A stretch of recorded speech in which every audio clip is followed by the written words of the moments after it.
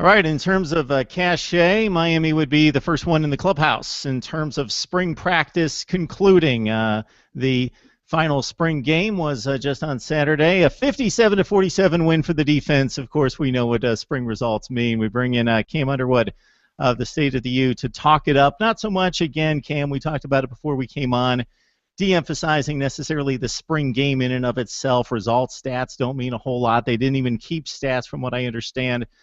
For most of the game, people were just kind of keeping their own stats. But in terms of what you would like to see out of this program and the progression of this team, let's start with the most important thing, and that's to get these guys through the spring, through the reps, through some hitting, and keeping them healthy. Yeah, the health is the biggest thing. Obviously, you don't want to have any major injuries in the spring. Last year, in one of the close practices, we lost Ryan Williams, who was going to be the starting quarterback, which opened the door for Brad Kaya. And I think that, having Kaya start was a good thing, but you never want to see anyone get injured in the spring, or really at all. So getting through with only minor dings was a really positive thing. And seeing some guys in some game-type atmospheres also a positive.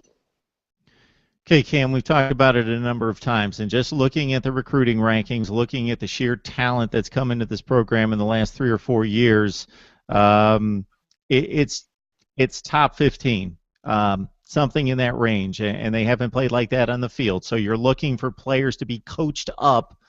Do you have any indication that it was a successful spring from that standpoint?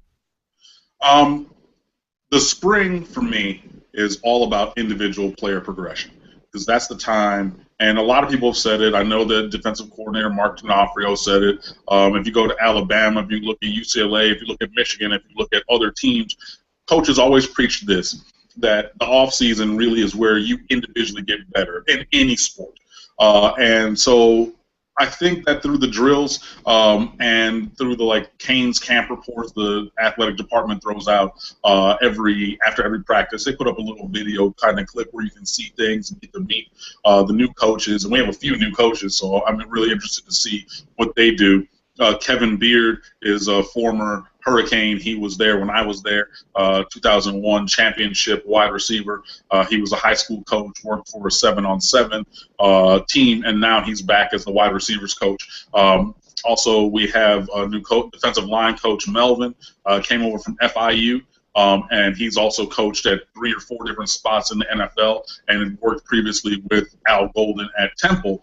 So we get new blood there because our previous D-line coach went to the Raiders, which is fine because, was ready to move on from his services. And also Brendan Carroll went with his dad, Pete Carroll, with the Seahawks, and that's what opened up Kevin Beard's spots. So we have a couple of new coaches and a lot of new techniques, and I'm really interested to see. We get, some guys really, it looks like they're developing individually, and the talk from all the practices and the coaches and all the players, they're starting to mention different names maybe than what we heard during the season. Because, of course, during last season we had, Clive Walford and Philip Dorsett and Denzel Perryman, and those guys are gone. So really that next round of guys, they have to step up and they have to become better, because if they stay to the caliber of player that they were, then, if there's no progression, then obviously 6-7 or worse would probably be the result. So I think that there was a high energy throughout the spring, through Utah before this, over the wintertime, where they really got in the weight room and they got to do some lifting and running, conditioning, things like that. So I'm excited about it. But obviously everything with a grain of salt. Yeah, I think the individuals are getting better. I hope that they continue to get even better from the point where they are now. But we need to see them all come together as the 11 guys on the field once there's, somebody wearing a different colored jersey on the other sideline.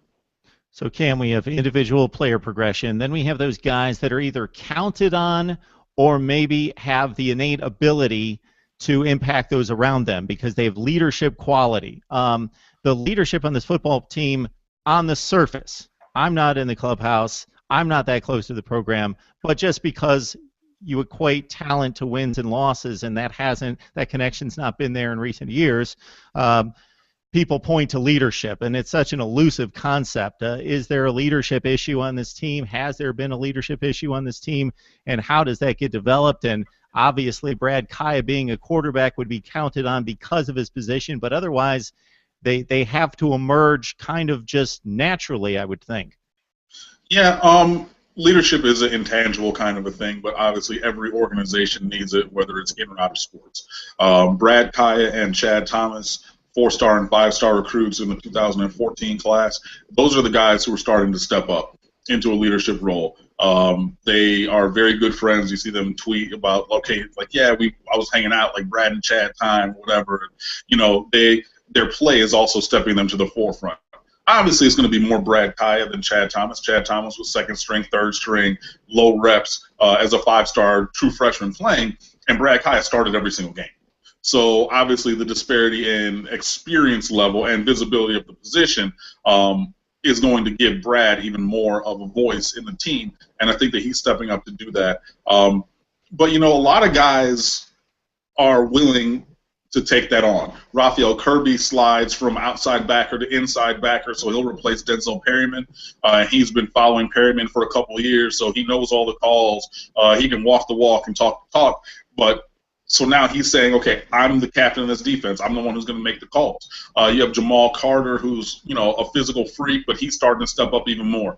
Dallas Crawford, who subbed for Duke Johnson 2 years ago, a running back, is at his better position of safety, and he's quiet with it, but his play speaks volume. Deon Bush, freshman All-American 3 years ago, he's finally healthy for the first time since his freshman year. He's flashing all over the field. You know, you have guys that are really starting to own being a leader, not, okay, I'm a guy and I'm fighting for my spot and I'm going to do my thing, but I'm going to be a leader of men. I'm going to be King Leonidas and I'm going to lead this 300 force behind me. And when you see that kind of ownership come on, and then the camaraderie between all the guys, offense, defense, special teams, everybody fighting for a common goal, and I think that we're seeing the seeds of that being planted now. Hopefully the tree will bear fruit in the terms of wins when we come to the fall. Cam Underwood joins us from the State of the U on the SB Nation platform for Miami Athletics. When people think of Miami football, traditionally they think of a lot of flash, they think of the speed, they think of the flair on offense, but really these championships were built first and foremost on defense. Guys like Jonathan Vilma, Russell Maryland, Warren Sapp, and the list goes on for miles. We've seen individual standouts in recent years, but as a total, again, going back to your theme of player progression versus the entire team progressing, how does the defense look? What are your hopes for this defensive unit? I mean, like all Canes fans, my hopes are that we're better. And I think that we did take a step forward this past year, but it came at the expense of the team, kind of. You know, you kind of cannibalized the offense. You were very, very low in terms of plays run and pace of the offense and your tempo. A friend of mine wrote a guest blog for State of the U, and over the last 4 years, the highest that we've ranked in terms of plays per game or plays run in a season is 103rd. So last year, I think we were 112th, 114th. So you're kind of trying to slow the tempo to save the defense, but then the defense does well. We don't give up big plays. We're keeping, you know, the bend don't break thing. But I do think that there was some progression there. Obviously not to the level of being, you know, the 2001 Hurricanes defense where you just set them out and forget it, and okay, 3 plays later, you know, we have the ball back. But I want to see even more development from the cohesive group. And I know that's going to be tough. Obviously missing Denzel Perryman, who covered a lot of mistakes because of his instincts and ability. And I'm not sure that we have the guys up front yet to really be a dominant kind of a defense. And I know that we've recruited well to the front, but obviously if we're going to do a multiple defense, but, you know, 50% of the time being an odd man front, that means you need a nose tackle. But we don't have a Vince Wilfork on this roster right now. And we keep bringing in more guys, and hopefully, eventually, one of those guys hits. Maybe it's Courtrel Jenkins, who flashed in small numbers of snaps last year. Maybe it's the combination of Ufumba Kamalu, who's he's 6'6", 285, but maybe he comes to D tackle, and then you have Jenkins next to him, and then you have Chad Thomas on the outside and Tyriq McCord or Al-Qadim Muhammad, who's back off of a suspension from last year. So you go to an even man front, but those two on the inside, they do enough work that it lets everybody else be free. And that's the real big thing that I'm looking for. And I think that that's going to tell the story of the season, because every game you win in the trenches. And quite simply, we are ill-equipped to do that on a consistent basis against top-level teams. And we keep throwing numbers at the problem because you have to throw numbers at the problem. You need guys in there, and okay, if this guy doesn't work, I'm going to bring in 3 guys next year. And if they don't work, I'm going to bring in another 2 guys, and hopefully they work. And you just got to keep the numbers, and eventually it's going to hit, because we have the linebackers. Darrion Owens, Raphael Kirby, Jermaine Grace, who's going to be a breakout star. He's going to have 100 tackles or more this year. I'm calling it already, because he's a three-down linebacker. He's gotten bigger to go with his 4.45 speed. He has great instincts, and he stays on in the nickel because his best attribute is actually coverage. So, I mean, we have those guys. You have really good defensive backs, even though at the cornerback position we're obviously a little bit light right now. And at the linebacker position we're thin also, but you have the talent there, and you have some edge talent on the defensive line, but we don't have the big boys. And I think that's what will separate this defense from being okay and kind of restricting what we do on offense to it being to the level where we could challenge for an ACC Coastal Championship, which is apparently the rallying cry that this team is using.